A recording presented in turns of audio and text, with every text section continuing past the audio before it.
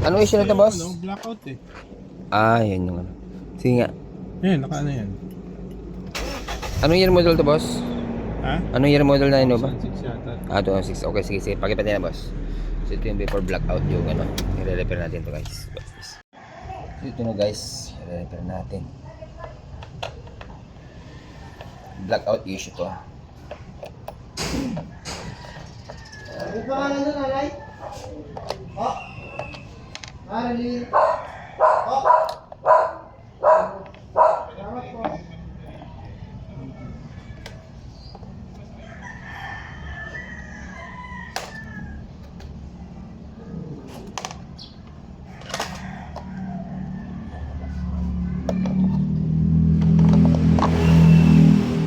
Silo pa rin ako. Dati silba. Oh, tano.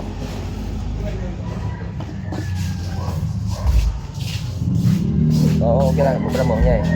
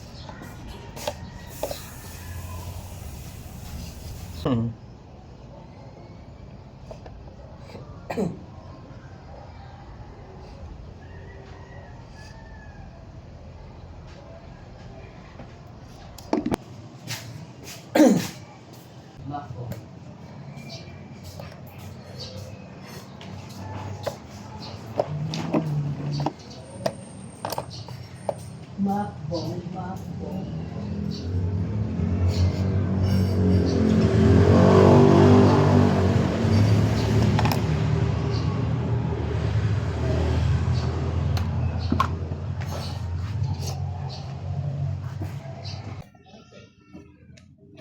So ito na guys yung nirepair natin. Yung pinalitan na natin. Ito yung blackout issue, ah. Toyota Innova na ano, 2006 model. Alright. Babalik na natin ito. Okay, yung may mga ganitong issue yung nagpa-blackout yung panel gauge na re-repair natin dito. Ito yung sirain sa ano sa Toyota Innova, Fortuner, Hilux at saka Alphard yung gagawin natin dito, guys. Alright, testing. Testing.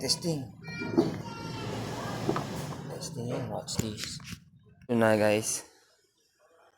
Blackout issue to. So kanina, pag sinusi mo blackout yan. Sige, kabit mo lang, kabit mo. Kabit.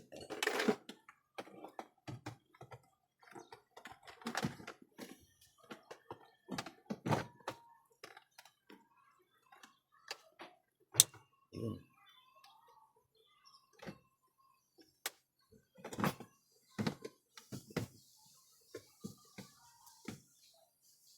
So kanina yan, guys, pag sinusi mo, ano siya yung blackout siya. Oh, testing muna mo. Testing. So, ayun, oh. Oh, may ilaw na siya, oh. Oh, patay mo lang yung susi. Off mo. Okay, so kanina, pag, ganyan, susi. Pag sinusin ganyan, blackout yan, oh, may ilaw na siya. Okay, start.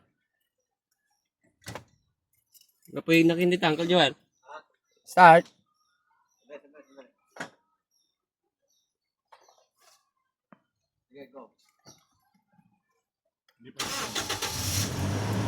Ayos.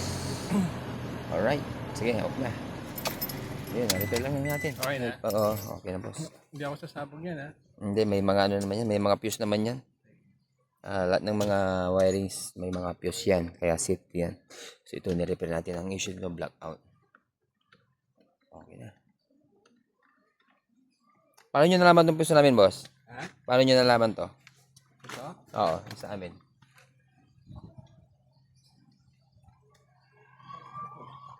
Nag-research ako na nag-aayos niya So, sa Facebook. sa Google. Google, oo. Tapos, kami lumabas. Oo.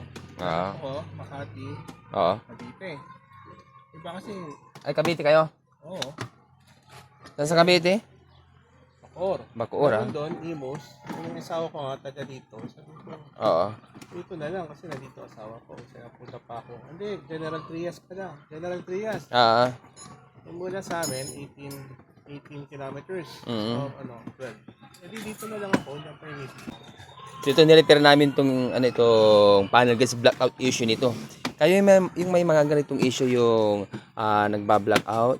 Ito yung sirain sa Toyota Innova, Fortuner, Hilux. So, nare-repair natin. Kaya kung bibili ka, medyo mahal. So, yan, nare-repair natin. So, ito si boss, taga ano pa to? Taga Imus Cavite pa. Talagang tayo dito. Kaya maraming salamat kay Google. Yun, tayo ang lumabas.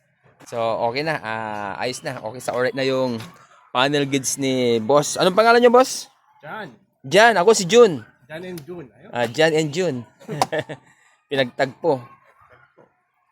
Yan, okay na. Dahil pag bibili ka niyan, guys, mahal yan pag bibili ka ng panel goods. Ano yan? 5K, imagine. So, dito, nare-repair natin. Kung hindi mo sinerge na ganyan, mare-repair pa, sigurado mapapabili ka ng ganyang panel goods. Imagine, 25K pala. Ganyan. So, yan. Sa mga gusto magpaayos ng mga ganyan, pag blackout issue, nagagawa natin dito, guys. Okay, yan ang sirain sa Toyota Innova, Fortuner, Hilux, tsaka Alphard. Ito na kayo pag wala kayong 25K. 25K pala. Kinambas nyo na rin, boss, ha? Grabe, ang mahal, 25K, oh. Ayan, ito yung mga lalo pa pag yung biglang mainit, mainit yung sa harap, sa likod, malamig. Ayun, nagagawa natin yung kadalasan na nasira doon, guys, actuator motor. Okay, ngayon, okay na. Okay sa alright na itong Toyota Innova ni boss na 2006 model. So, ito rin. Itong Toyota Camry, walang lamig. Check namin, walang preyon. Pero nakita namin ang problem doon sa sa P2. Malamang doon lang. Kaya tandaan nyo mabuti, mga kabayan. Pag humina ang lamig o kayo nagbawas ng preyon, mas better hanapin yung problem. Hindi solusyon yung magpapakarga kayo ng preyon. Dahil yung iba ganun ang ginagawa, nagpapakarga. Pero pag nagpakarga, mawawala rin. Kailangan ang mabuting gawin, hanapin yung pinagmulan. Bakit nawala yung lamig, bakit nagbawas ng preyon. So, yun ang tips natin.